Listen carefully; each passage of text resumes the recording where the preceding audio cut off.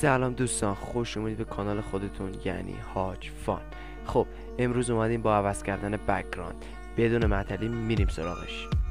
خب دوستان، برای عوض کردن بک‌گراند فقط کافیه رو بخش خالی مانیتور یک کلیک راست کنیم، به گزینه آخر پراپرتیز، بعد این صفحه ها برامون باز میشه.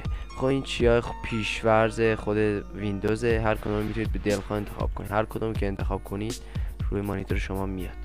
خب ولی یه سری عکس رو خودتون ریختید، اونایی که یه عکسی به خصوص ریختید داخل سیستم میخواد همونو بذارید، یه گزینه داره این زیر، اینو میزنید، بعد آقا درایو سی ای بستگی داره کجا ریختید، من داخل درایو ایم ریختم، بعد میام پایین نوشتم عکس بک‌گراند، اینو من مثلا گذاشتم.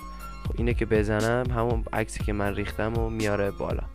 خب ممنون میشم اگه کانال منو سابسکرایب کنید، اگه از کانال آپارات این ویدیو رو تماشا میکنید حتما کانال من رو دنبال کنید. خب تا ویدیوی دیگر بدرود.